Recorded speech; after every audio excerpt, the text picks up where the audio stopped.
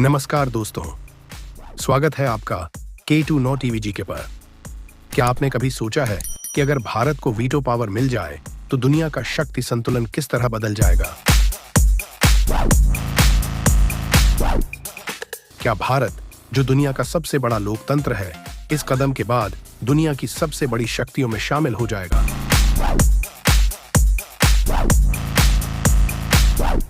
आज हम एक बहुत ही महत्वपूर्ण सवाल का जवाब ढूंढने जा रहे हैं। क्या भारत को वीटो पावर मिल सकती है? और अगर मिलती है तो इसका असर सिर्फ भारत पर नहीं बल्कि पूरी दुनिया पर कैसे पड़ेगा? आइए जानते हैं इस अद्भुत विषय को और समझते हैं कि क्यों यह हमारे लिए इतना महत्वपूर्ण हो सकता है। सबसे पहले हमें यह समझना होगा कि वीटो पावर क्या है।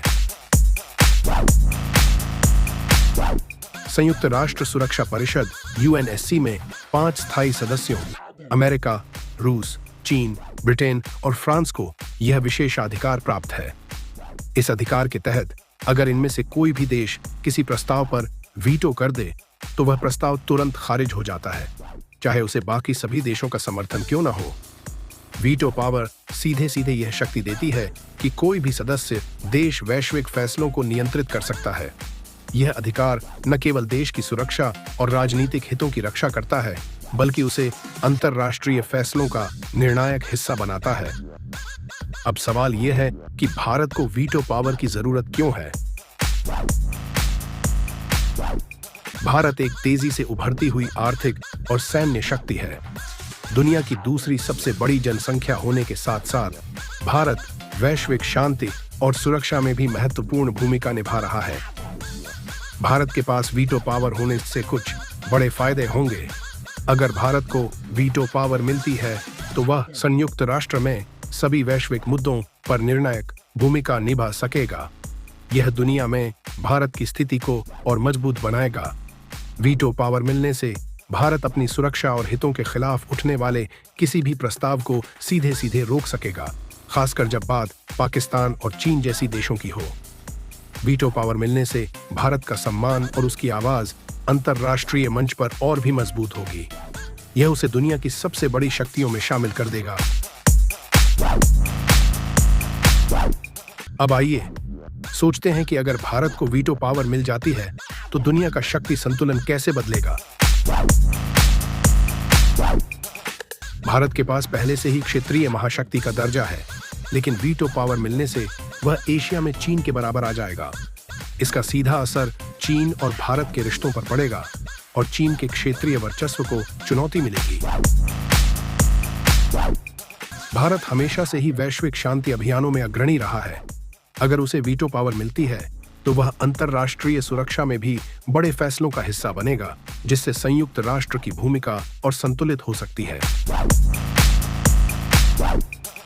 भारत की वीटो पावर होने से अन्य देश, खासकर विकासशील और छोटे देश, भारत से ज्यादा समर्थन की उम्मीद करेंगे। इससे भारत का अंतर्राष्ट्रीय कूटनीतिक प्रभाव और बढ़ेगा। यहां पर एक बड़ा सवाल उठता है, जब भारत इतना महत्वपूर्ण देश है तो उसे अभी तक वीटो पावर क्यों नहीं मिली?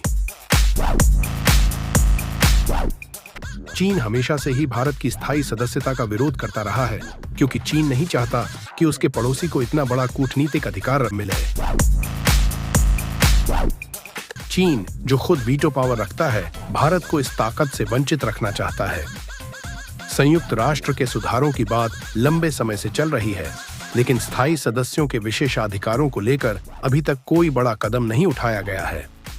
वर्तमान वीटो पावर वाले देश नहीं चाहते कि नई शक्तियां उभरें और उनके विशेषाधिकारों में कटौती हो। इसी कारण भारत जैसे देशों को वीटो पावर मिलने में देरी हो रही है।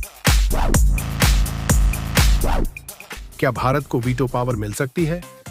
भविष्य में यह संभव है कि भारत को वीटो पावर मिल जाए। भारत ने संयुक्त राष्ट्र में लगातार अपनी सक्रिय भूमिका दिखाई है और वैश्विक मंचों पर अपनी दावेदारी भी पेश की है।